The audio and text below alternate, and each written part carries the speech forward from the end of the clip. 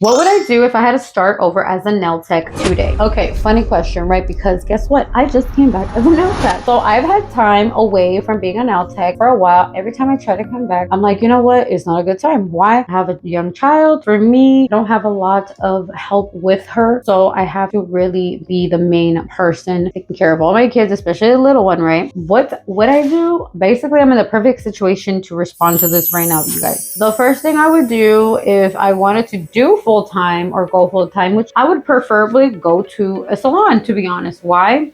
Because if you go into a salon right away, you learn how things are ran. You see what the customers are actually looking for, right? And you're learning to work with other people. They're teaching you things and you're learning things. You're teaching them things. You guys are, coexisting in this work environment of learning. You basically can become a better nail tech because you're surrounded by nail techs and you're doing it every day, right? Repetition is what creates confidence. So if I wanted to actually go back, if I was doing full-time, that's what I would do. I would go back, I'd go to a salon. If I was doing part-time like I am right now, I would just slowly start telling people, wear my nails, go everywhere, and then when people ask, who did your nails? Say, oh, I do them. Hand them a card, give them your socials or something. I don't know. That should start the way of you to get new clients because that's what worked for me. I went out and people saw my nails, asked me who did them. I posted them online for funsies, just not even to get clients, but I was just like, oh, look what I can do, right? That's funny. It reminds me of Mad TV. But it's kind of like you're showing them oh, look what I can do. And then they're intrigued, hey, I like what you did to your nails. Can you do that to mine? That's literally what happens. It's not rocket science, honestly. So knowing what I would know now, what would I do different? The first thing I would do is focus on one service first, not gel acrylic, polygel, builder gel, gel X. No, you don't do that. This is what I did. I took one thing, which was acrylic, and I mastered it.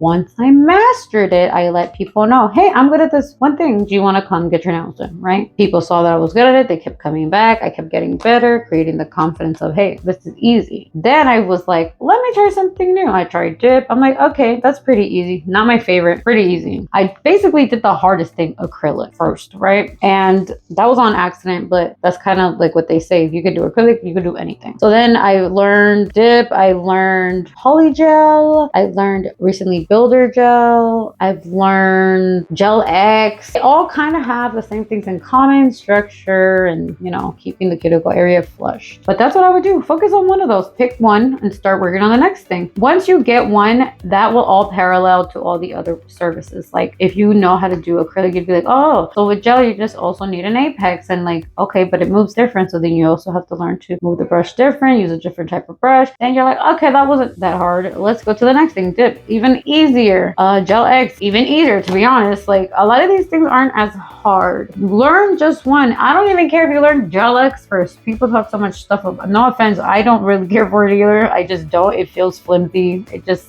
not my thing. For whoever it works for, honestly, my theory is it works for younger girls because they don't do much, which is fine. Girls, live it up. Wear the gel X. For us other women that have a lot going on, we can't do that. We just can't. We need the acrylic, the builder gel, something, right? So, but learn one thing first. So the second thing I would recommend is just first practice on yourself and get the confidence, the experience, get a nail trainer hand before you even start crazy going on yourself. Get the nail trainer first, start practicing on your hands, and then start taking people. Don't start taking people first.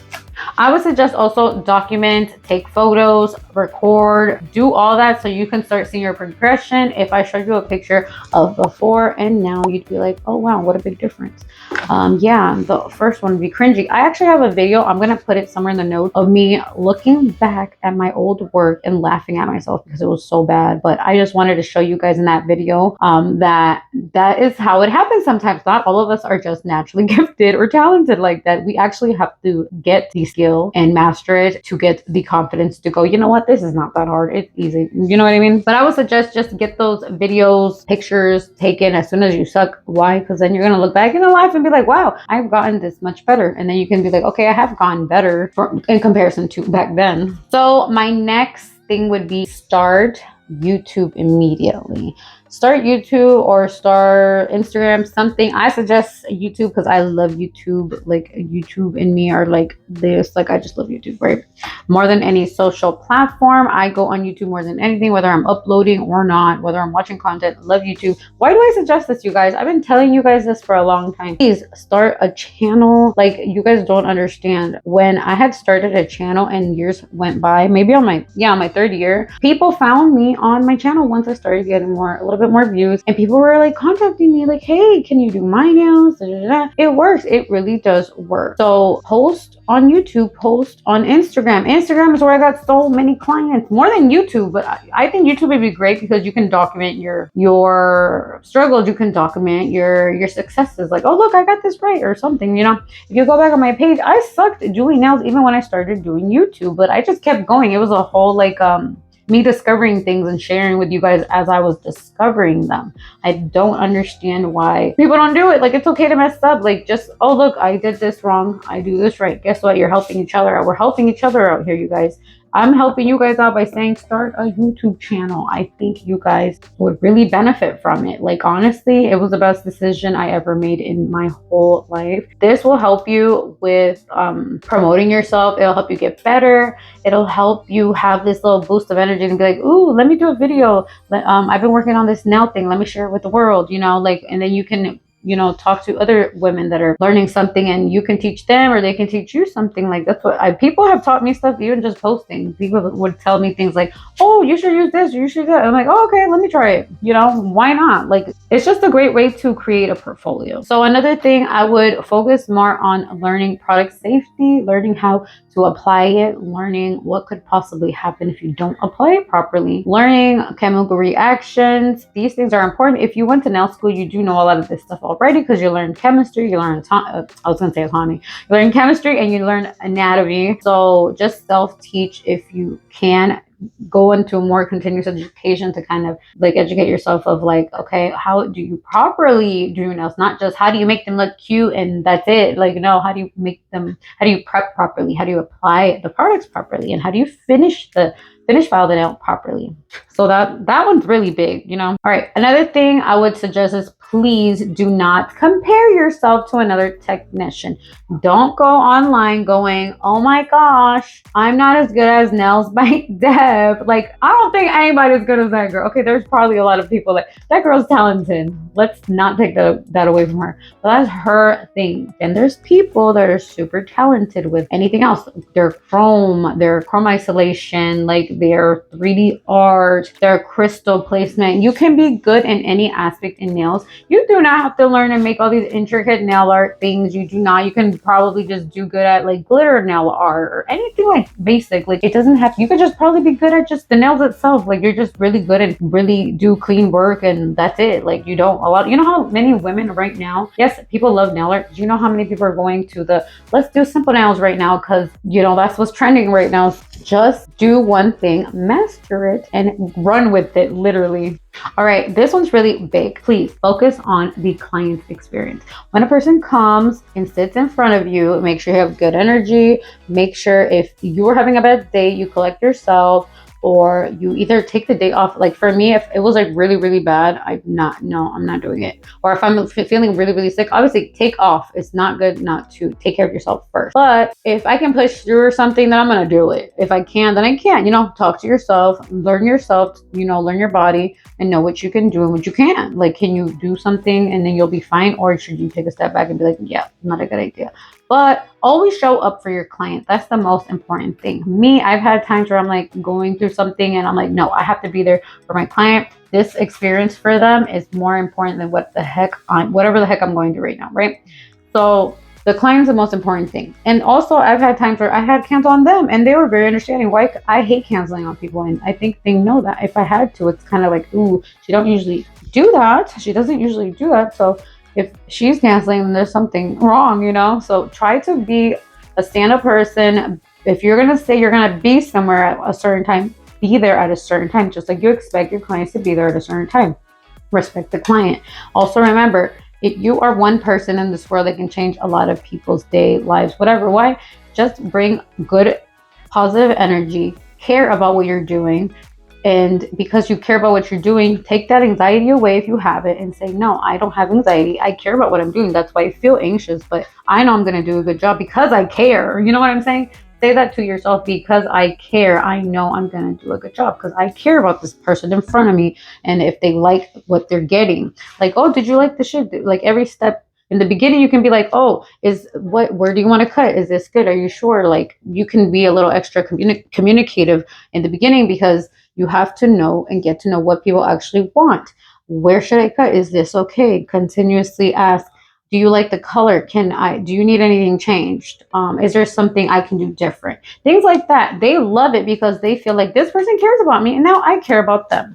Why? Because they feel seen. And when people feel seen, they can cooperate and work with you, right? It's not hard. Like, just be a good person, show up and be nice, make that person feel catered to, because it's about them. And because they have such a good experience, I feel like I'm the one sitting in their chair getting the experience, because I get so happy to do it, and I know that they're having a good time while they do it. Because, people can feel vibes, and if you're not feeling well, be honest and say like, oh, I'm just a little off or something, like be honest. People love when you're genuine, To me, just focus on, did they feel good? What can you do better? That's really the main thing with that. All right. The next thing that I wish I would have done is build an email list from day one. I did not do that. But I have something that I did 2 or 3 years after I started taking clients. I started Booksy. So Booksy, I think, I still use Booksy. I just got back into it. I'm like, oh, do I really want to use this right now? And I paid for it. But then I'm like, I think I'm going to keep it. But because I'm doing part-time now, full-time, that's Booksy. I'm telling you, when I kind of went full-time one time, Booksy was the best thing that happened to me. Saved my emails, still to this day, still have all of them. So get yourself something that'll collect emails, or get a book. I have a book somebody gave me that the client can write it down, but I think it's easier when they make an appointment. They have to put their email because they got to get the appointment confirmation.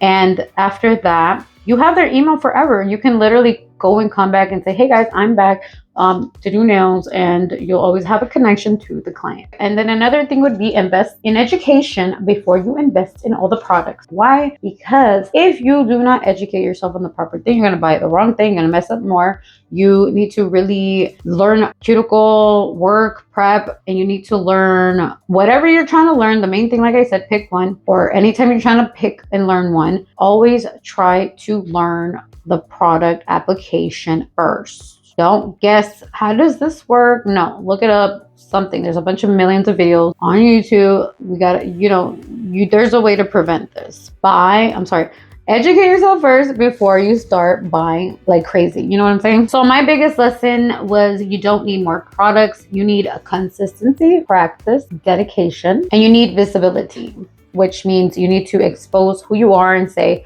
I'm a nail tech. I live here. If you want your nails done, this is my information. That's what you got to do. So if I had to go back and talk to 24-year-old Laura that went to nail school, I would have told her to trust herself sooner. Okay, why? Because you know what? That's what I'm going to tell you. Trust yourself sooner. And I'm going to tell you why. Because the faster you trust yourself, the faster you can move on, you remove the anxiety, and you can freely be in flow state to create the nails that you want to create, that your body and your mind are like, this is what I want to do, and it's in you, and you can make it real. It's just that sometimes the anxiety, the fears stop us from actually trying. Just do it. Mess up if you have to a little bit. Don't mess up on on your actual fingers. Though. Mess up on a fake hand, and let me show you the fake hand. I always show you guys my fake hand, or you can use a swatch stick, but make sure you practice on a fake hand first before your real hand, because then once you get the application, you can get the application on you, and then you can get the application then on the client, right? That's the safest way to do that.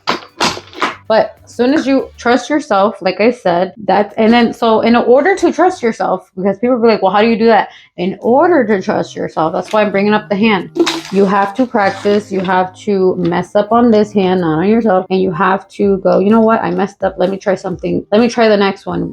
Maybe it's the bead. Let me make the bead better. Let me be more consistent with the bead. Once you're consistent on this hand and you're like, I think I'm good to go, you go and you practice on yourself.